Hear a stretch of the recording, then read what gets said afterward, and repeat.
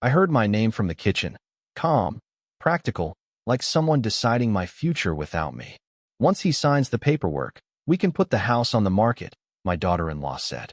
2 days before Christmas. What she didn't know, I recorded every word. I'm Robert Hayes, 71 years old, retired history teacher. After 45 years in the same cedar-sided house, I thought I understood people. Turns out, you never really do. Melissa's tone stayed polite, almost caring. I'm only thinking about how we'll keep Tyler stable, she said softly.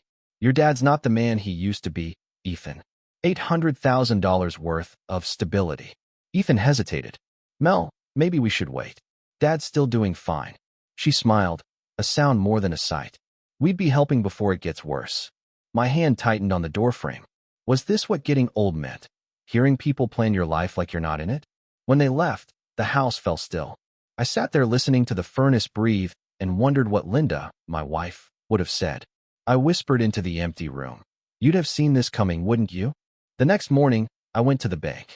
Sandra at the counter smiled. Morning, Mr. Hayes. Morning, I said. Could you check if anyone's added a name to my account? Her fingers tapped the keyboard. Someone started a joint access form last week. It lists your son. Needs your signature to finish. I thanked her and left before my knees gave out. Back home, the desk drawer was open. Inside waited a new blue folder, too neat to be mine. Durable power of attorney. Property transfer intent. Every line filled out in tidy handwriting that wasn't mine. Melissa's loops. With power of attorney, they'd control my accounts. They could sell the house. I'd never know. Betrayal isn't a punch. It's a slow leak. That night, I poured coffee, hands shaking so hard I spilled half across the table. I wiped it fast, hiding the evidence of weakness. Outside, snow gathered on the maple tree Linda and I planted the year Ethan was born. I touched the scratch she left on the window frame hanging Christmas lights. Linda, I whispered, I'm trying. Then, quieter, they think I'm helpless. They're wrong. Next day, I started fixing what I could. New passwords, mail redirected, and a recorder, smaller than a pack of gum. Tiny red light blinking once like a heartbeat. The kid at the store grinned. Interview project? Something like that, I said. Ethan called that evening. Dad, Melissa found a great senior community near the lake. Activities, a library. We'll stop by tomorrow. Sure, I told him. Come on by. They arrived early, smiling, holding that same blue folder. Melissa spoke gently. This just lets us talk to their office for you. No commitment. I glanced at the fine print. Authorizes joint management of property and financial assets. I smiled back. Mind if I read it later? These old eyes need good light. Of course, she said, too quickly. Blinked, too quickly. After they left, I pressed play on the recorder hidden behind the lamp. Ethan, he didn't sign anything. Melissa, he will. We'll tell him it's for insurance. Once it's filed, he won't even notice. My hand trembled around the little device. But that wasn't the worst of it. The next morning, I drove through gray snow to see my attorney, Margaret Lane. She listened without interrupting, then tapped her pen. This could drag on, Robert. Don't confront them yet. Keep every recording. We'll document it and get you protected. I nodded. It wasn't a perfect plan, but it was real. At least someone believed me. Christmas Eve came fast. Ethan and Melissa showed up with gifts and my favorite casserole. We ate, laughed, watched It's a Wonderful Life. If you'd walked in, you'd have thought we were happy. But every time she refilled my coffee, I saw her watching, measuring. When dessert was done, she stepped into the hallway for a call. I tapped the recorder again. After the holidays, she whispered. I'll tell him the insurance needs an appraisal. Once he signs, I'll forward it to the realtor. He'll never realize what we did. I stared at the blinking lights on the tree. Each reflection looked like a tiny fire. Later, alone, I replayed her words. There it was, proof. For weeks they'd treated me like a confused old man. But now the story had flipped. I sat at the table where Linda used to plan Christmas dinner and felt something settle inside me. Not rage, focus. For the first time since she died, I wasn't afraid. They wanted my signature. Instead, I'd make them sign their own trap. They wanted my signature. Instead, I'd make them sign their own trap, and I already knew where to start. That night, I sat alone at the table where Linda used to spread wrapping paper and ribbon, staring at the blinking light on the recorder. I caught them, but catching them wasn't enough. I needed proof they couldn't twist or deny. I needed them to walk right into it, thinking they were winning. The house felt too quiet. Even the furnace sounded cautious, like it knew not to break the silence. I brewed another cup of coffee I didn't really want, just to have something warm to hold. I caught my reflection in the window, older, smaller somehow, and whispered, "You're not done yet, old man." That's when I realized the plan didn't need to be complicated. It just needed to be careful. The next morning, I drove to the electronics store again. The same kid at the counter raised an eyebrow. "Back for another interview?" "Something like that," I said. This time, I left with a small camera disguised as a clock. One red LED on the edge, barely noticeable unless you knew where to look. It wasn't about spying, it was about truth. Back home, I placed it on the bookshelf across from the kitchen table. The lens had a clean view of where they usually sat. Then I made the bait. I pulled out a fresh set of papers from the printer, mock copies of a financial transfer form I'd downloaded from a legal template site. I filled in my information, left a signature line blank, and wrote at the bottom, "To be reviewed and signed in person." It looked official enough to tempt anyone greedy enough to rush. I placed the folder back into my desk drawer, half sticking out, like I'd forgotten to hide it. Then I waited. Ethan called that afternoon. "Dad, Melissa wants to come by tomorrow. Talk about plans." I almost smiled. "Sure, son. Tomorrow's good." That night, I barely slept. Not from fear this time, anticipation. I'd spent my life teaching kids to pay attention to the details everyone else missed. Turns out, retirement didn't change that. Sometime past midnight, I looked at the empty chair across from mine. Linda's chair. "Am I doing the right thing?" I asked the dark. No answer, just the soft hum of the fridge. Maybe that was the answer. Sometimes you don't get right or wrong.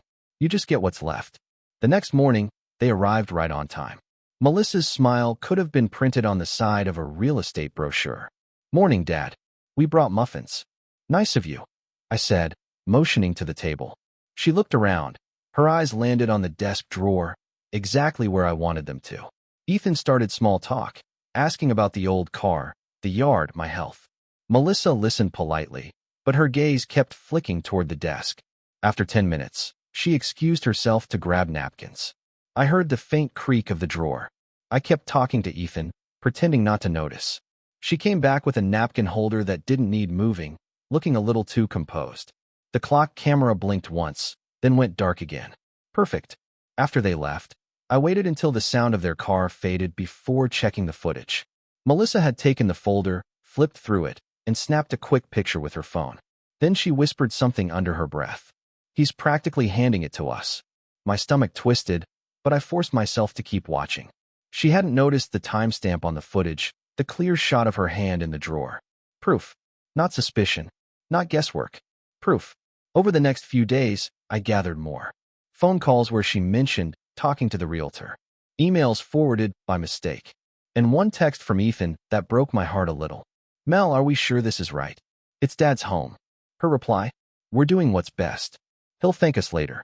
That one hurt more than the rest, because a part of me believed he did think it was for my good. Still, I couldn't hate him. Not yet. By New Year's week, Margaret, my attorney, had copies of everything.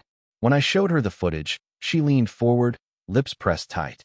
"Robert," she said quietly, "this is serious. They've already tried to misrepresent your consent. We'll secure your assets before they can touch anything." She helped me move my savings into a separate account and freeze access to joint authorizations. Then she suggested something I hadn't expected. "Keep playing along," she said. "Let them think you're considering their offer. The more they talk, the stronger your case." I nodded slowly. It felt strange, pretending to trust them again. But sometimes, the best way to expose a liar is to let them keep talking. A week later, I invited them over for dinner. My idea. I made it sound like an olive branch. "Let's sit down, talk through everything. No lawyers, no pressure. Just family." Melissa agreed instantly. Too instantly. I cleaned the house top to bottom, even baked the cornbread Ethan loved as a kid. The camera clock stayed on the shelf, same angle as before.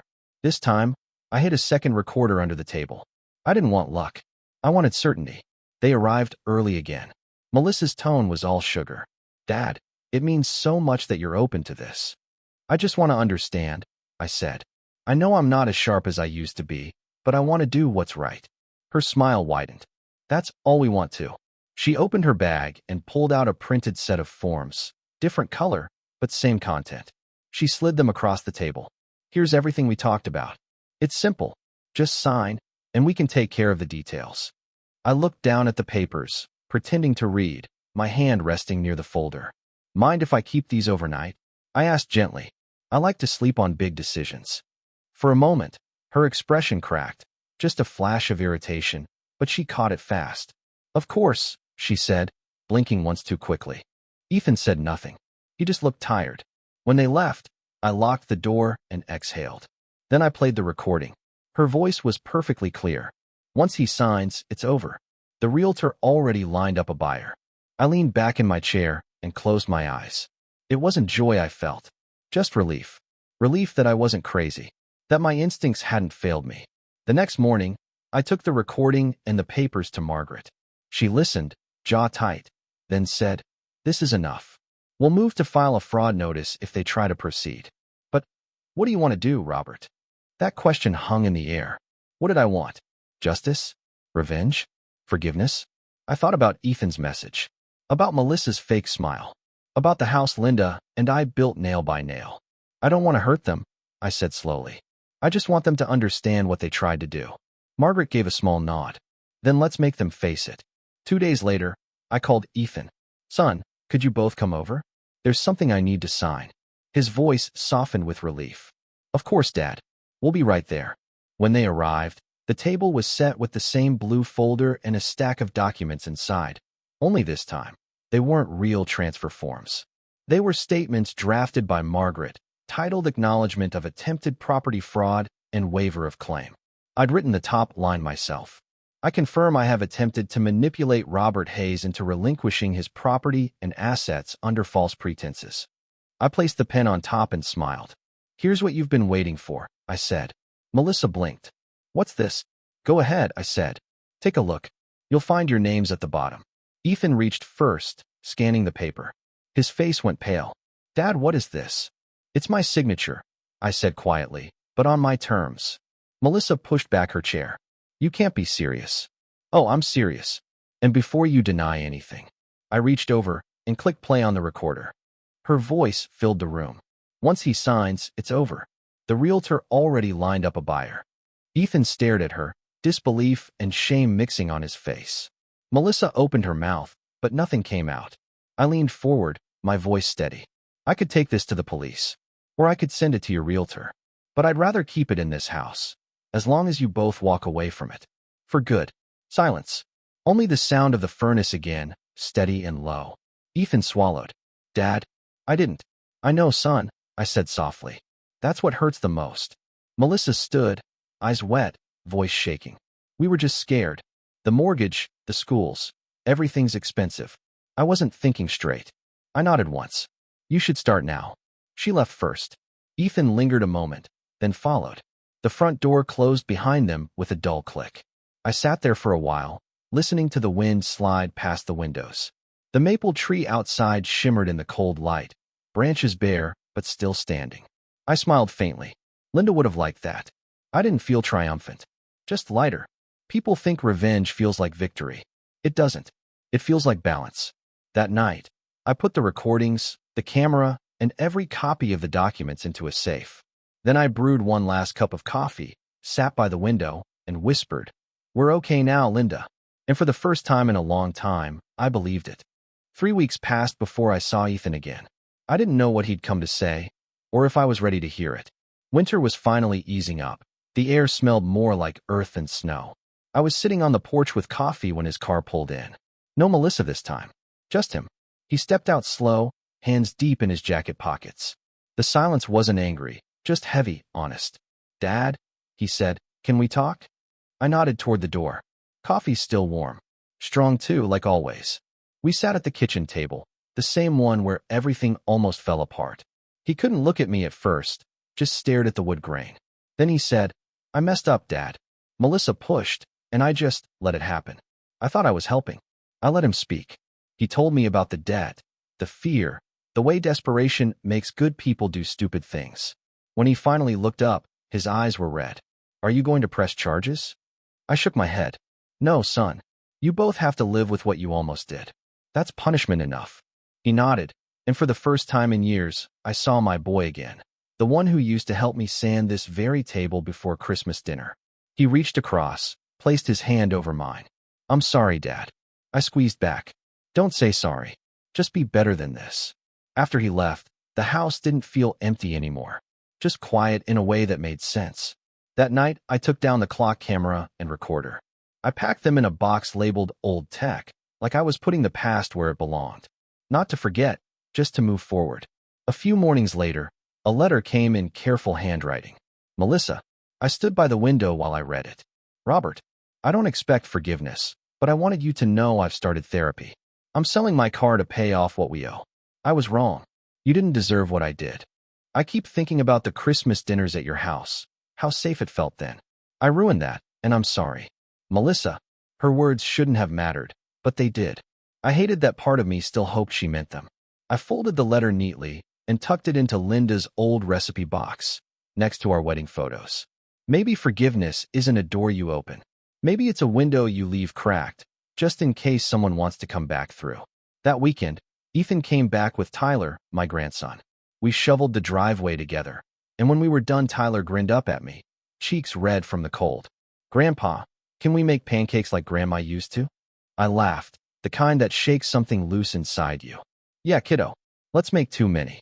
Inside, the kitchen filled with the smell of batter and butter.